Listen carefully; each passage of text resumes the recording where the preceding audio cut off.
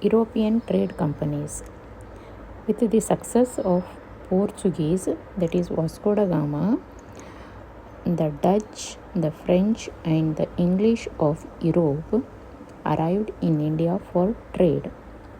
This development changed the history of colonized India. Colonized India means the India was invaded by the foreigners and take the control of the territory and its people, and this also changed the history of European countries. The Portuguese were the first to arrive in India for trade purpose, and they were also last to leave the India by the sea routes. After the successful discovery of sea routes to India by the Vasco da Gama, the Francisco de Almeida arrived in India as the Viceroy of Portuguese. He implemented Blue Water Policy. Blue Water Policy means to establish the supremacy over the sea instead of supremacy over the land, that is control over the sea. After Almeida, Alfonso de Albuquerque came to India. He is the real founder of the Portuguese power in India. He imposed a battle against the Sultan of Bijapur in 1510 and won the Goa. The Goa was the administrative center of the Portuguese, and the Portuguese had absolute monopoly over the trade with India for centuries. But their power declined with the arrival of the English and the French.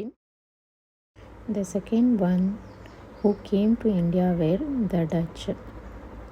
They belongs to Holland or Netherlands. In order to establish trade in the Eastern nation, the Dutch established Dutch East India Company in 1602 and entered India, Java, Sumatra and Indonesia. In India, they established factories at Surat, Bhuj, Cambay, Cochin, Nagapattinam, Machilipattinam and in Chinsur. Marthanda Varma. He was the great ruler in the history of Kerala. He plays important role in the politics of the Kerala. He lived in the important phase of Kerala politics and rescued an important principality from the foreigners. Principality means a small territory. He ruled from 1729 to 1758, and he saved his territory from the surrounding rulers as well as the foreigners. He made his kingdom a great kingdom among all. He was against the foreigners who were greedy of pepper, and he brought many reforms in the administration. He shifted his capital from the Padmanabhapuram to Thiruvananthapuram. He made his kingdom as the world Travancore province. By this time, the Dutch were trying to monopolize in India. At this time, Marthanda Varma defeated the Dutch and controlled the surrounding areas and made them to oppose the Dutch. But Dutch, with the help of provinces like Kayam Kulam, Kochi, Purakad and Vadakunkura, attacked on the Travancore, and Raja Marthanda defeated the Dutch. and captured the Mangada and Kottarakara trading centers. The Dutch declared war on the Travancore with Kottarakara provinces in the front in 1741, but Marthanda Varma strongly sent back the Dutch. At this time, the Dutch were suffering huge losses. During the period of Marthanda Varma Travancore, Cochin recognized as the center of spice trade, and the province became richest province. Finally, on 15th August 1753, a treaty was signed between the Dutch and Travancore provinces, and the Dutch forces surrendered its power to the Travancore. This is how the period of Marthanda Varma has been recognized as the important phase in the history of India. The factors responsible for the decline of Dutch power in India were the rise of English in India and acquisition of land by the Dutch in Southeast Asia. The English came to India on 31st December 1600. Queen Elizabeth issued a royal charter, means a special document issued by the king or queen, that is Queen Elizabeth, to establish the British East India Company in India to trade with eastern countries for the 15 years. The company started trade formally in 1613. Mughal Emperor Jahangir issued royal permission to English to establish their first warehouse or factory at the Surat. Warehouse means the place for storing merchandise, that is traded goods. Warehouse also called as the factories. To protect the warehouses, the huge wall were built around these warehouses.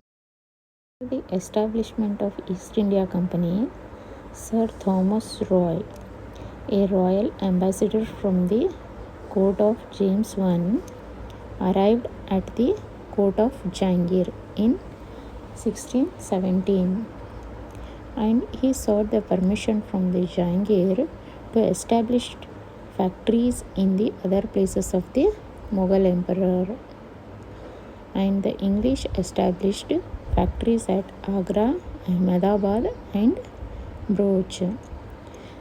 The English took the Madras from the king of Chandragiri and established a strong fort, that is St. George Fort. And Charles II, the Prince of England, gave Bombay to the East India Company in 1668 on annual rent of £10. The English purchased 3 villages, namely Sutanauti, Kolkata and Govindapura in 1690 from the Governor of Bengal on the bank of the river Hooghly, and built Fort William. Around the Fort William, the city Kolkata grew. By the end of 19th century, the English established Bombay, Madras and Kolkata as the center of their presidencies. Later part of 18th century made Kolkata as their capital city and implemented their own civil and criminal procedure code in the areas. After the English, the French were came to India. The French East India Company started as the government-owned company in 1664 and started its first factory at Surat in 1668. Later established Machilipattanam, Chandranagore, Mahe, Karaikal, Kasim Bazar, Bhola Sore as the trading centers.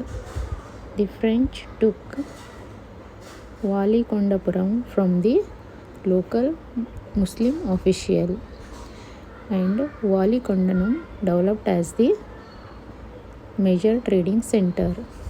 Later, it is known as Puducherry or Pondicherry, and this became the capital city of French. Dupleix arrived in Puducherry as the Governor General of the French in 1746.